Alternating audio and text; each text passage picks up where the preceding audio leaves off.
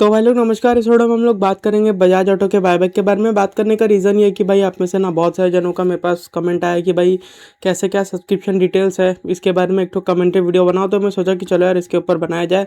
हालांकि जो अप्लाई करने का आखिरी दिन है वो आई गेस 7 तारीख का है। जी हाँ, कल का है आखिरी दिन। तो कल भी ऐसा एक तो वीडियो आएगा, लेकिन सेकेंड लास्ट डे के हिसाब से अगर हम लोग सब्सक्रिप्शन डिटेल्स का बात करें तो हाँ, बिट डिटेल्स में अगर आप देखोगे तो हम लोग को इन सब कैटेगरी से इतना कोई ज़्यादा मतलब नहीं है। QIP FII इन सब से कोई इतना मतलब नहीं है। हालांकि FII से हम लोग को मतलब है, शेयर बाजार में पार्टिसिपेट करें तो अच्छा है, लेकिन बायबैक के हिसाब से हम लोग को इनसे कोई मतलब नहीं है, ठीक है। एंड हम लोग को जिनसे मतलब है वो इंडिविजुअल कैटेगरी। एंड अगर आप लोग इंडिविजुअल कैटेगरी देखोगे तो इसमें मैं आप लोगों को सबसे पहले बोल दूं कि रिटेल और नॉन रिटेल दोनों ही आता है, ठीक है। तो अगर आप लोग सबसे पहले NSE का डेटा देखोगे तो NSE में अराउंड 16,60,000 शेयर्स का बिड आया है, ठीक है। एक बार मैं देख लूँ, 1 10 100,000 10,000 लाख 10 लाख, हाँ। तो 16,60,000 शेयर्स का बिड जो है NSE के ऊपर आया है इंडिविजुअल कैटेगरी में। और अगर हम लोग यहाँ पे BSE में देखें तो BSE में आप लोग देखोगे तो लगभग उतना ही 16,000 60,000 शेयर्स का बिड BSE में भी आया है, ठीक है। तो ये वाला मैं एक तो वीडियो देख रहा था, आप लोग भी चाहो तो देख सकते हो। बट एनीवेज गलती से खुल गया तो उनको थोड़ा उस बार में भी बोल दिया मैं, चलो इसको बंद कर देते हैं। तो चलो यार, हाँ। तो अगर हम लोग बात करें कि कितना क्या सब्सक्रिप्शन मतलब एक्सेप्टेंस रेशियो कितना क्या आ सकता है, तो 16,60,000 NSE वाला प्लस 16,60,000 BSE वाला, तो कलेक्टिवली कितना हुआ? 33,20,000, है ना। तो 7,04,100 शेयर लिया जाएगा डिवाइडेड बाय 33,20,000। तो जो यहाँ पे अगर हम लोग मामला देखें तो जो मिनिमम एक्सेप्टेंस रेशियो बन रहा है ना वो 21% का बन रहा है। लेकिन क्या 21% ही एक्सेप्टेंस रहेगा? बिल्कुल भी नहीं। एक्सेप्टेंस रहने को 40% 50%, क्या पता 60% भी रह जाए। वो मैं आपको बोलता हूँ क्यों। क्योंकि यहाँ पे आप लोग जो देख रहे हो ना कि 16 लाख शेयर्स का बिड हुआ है, ये कलेक्टिवली 16 लाख शेयर्स का बिड हुआ है। कलेक्टिवली मतलब इंडिविजुअल, यानी कि इंडिविजुअल कैटेगरी में दोनों लोग आते हैं। जैसे कि मैं आप लोगों को बोला 2 लाख प्लस और 2 लाख बिलो, यानी कि रिटेल और नॉन रिटेल दोनों आता है।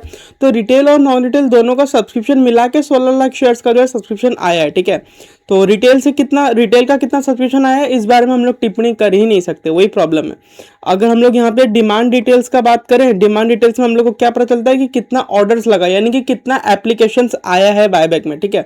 तो सबसे पहले अगर आप लोग NSE का एप्लीकेशन देखोगे तो NSE में अराउंड 1,67,000 एप्लीकेशन आया है, ठीक है। चलो 1,68,000 पकड़ लो, राउंड ऑफ कर दो। एंड अगर हम लोग वही चीज़ BSE में देखें तो BSE में जो नंबर ऑफ एप्लीकेशंस है, एक सेकंड थोड़ा लोड होने में इसको टाइम लगता है, जी हाँ। तो अगर आप BSE में नंबर ऑफ एप्लीकेशन देखोगे तो वो अराउंड 1,75,000 का है। तो टोटल एप्लीकेशंस कितना है? 1,75,000 BSE वाला, और NSE वाला कितना है? 1,67,000। तो कलेक्टिवली कितना हुआ? कलेक्टिवली ये हो गया अराउंड 3,42,000, ठीक है। एंड मैंने डैम श्योर होके बोल सकता हूँ ये वाला जो आप बिड देख रहे हो ना 1,74,000 का, इसमें से 50% लोग 1 शेयर वाले ही होंगे, ठीक है। तो as far as I think ज़्यादा दिमाग मत लगाओ, क्योंकि ज़्यादा अगर हम लोग यहाँ पे मैथमेटिक्स लगाएंगे तो समय का बर्बादी है। मेन पर्पस वीडियो का यही बताने का था कि भाई सब्सक्रिप्शन के हिसाब से चीज़ें सही लगती है, कोई प्रॉब्लम नहीं है।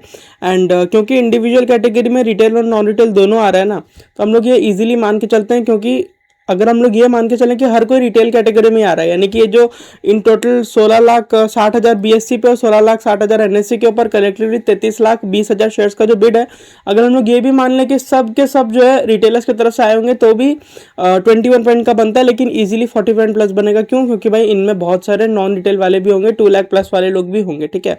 एंड तो उस हिसाब से आपको देखना चाहिए। बाकी तो कुछ है नहीं यार, इतना इतना ही रखते हैं इस वीडियो में, और क्या बोलेंगे। एंड सब्सक्रिप्शन के हिसाब से चीज़ें सही लगती है। मेरे को लगता है कि विप्रो में जो हम लोग फंस गए थे उतना नहीं फंसेंगे इसमें। अगर मैं अपना पर्सनल बात करूँ तो मैंने इसमें लगभग अच्छा खासा क्वांटिटी से पार्टिसिपेट किया है। लेट्स सी क्या होता है। फिर मुलाकात होगी अगले वीडियो में। एंड अगर आप लोगों को कोई डाउट वगैरह तो आप लोग जरूर से डाल सकते हो। एंड ज़्यादा छंदी विच्छेद करके मैं वीडियो को और लंबा कर सकता हूँ, ठीक है। मैं बोल दूंगा कि भाई देखो NSE में जो बिड है उसमें 1,70,000 ऑर्डर रदर एप्लीकेशन, 1,68,000 एप्लीकेशन आया है। तो 1,68,000 को अगर हम लोग मान के चलें कि रिटेलर्स से ऑन एन एवरेज 5 शेयर्स का बिड आया होगा, तो NSE में अराउंड 8,40,000 शेयर्स का बिड आया है। और BSE में अगर हम लोग वही चीज़ मान के चलें कि BSE में भी ऑन एन एवरेज 5 शेयर का बिड आया होगा रिटेलर्स की तरफ से, तो BSE में कितना है?